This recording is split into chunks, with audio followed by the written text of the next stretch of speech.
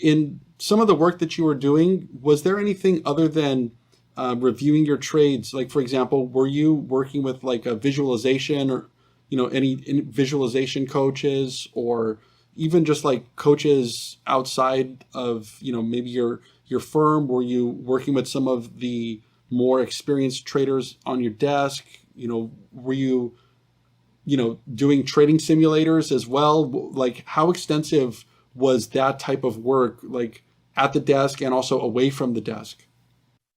Sure. So certainly the early years, I didn't have too many outside resources besides just my trainer, who was, of course, one of the best resources you could have ever asked for. And so also by the nature so I started actually in a satellite office in Princeton, New Jersey, specifically to trade under this trader. So as a result, I was very insulated for most of my years in the beginning.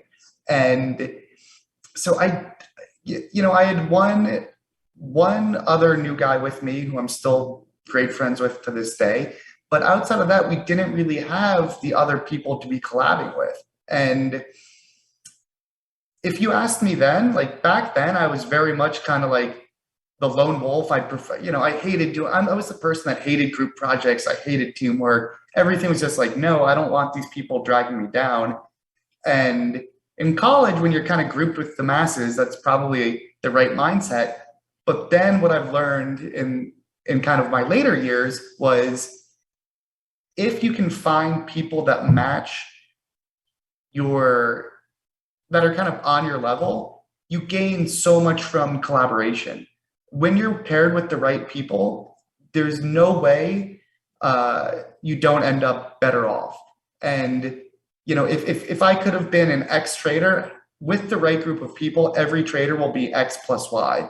And so now, so much of what I emphasize in a lot of the work I do is how do you build powerful teams of traders, essentially. And I've done that at Trillium. I've been doing that at SMB. And the group of who you surround yourself with is almost everything. And likewise, that's why I'm such a big fan of what you and Nate do for otherwise the retail community that doesn't have this environment.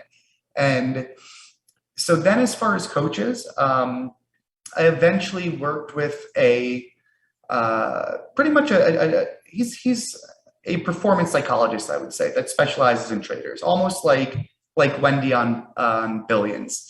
And oddly enough, though, to everyone's surprise, we've never once discussed nuances of trading, even though he helps a lot of traders. For me, trading was never the constraint. It was how can I be a better manager? How can I be a better trainer? How can I be a better person in my personal life? And how can I get all those ducks in a row to help me then be the best, productive trader I can be? So and I still use him to this day, actually. And it's while he does trading topics with a lot of people, for me, it's always been, how can I get everything else optimized, which then ends up being the feedback loop for good trading and good performance.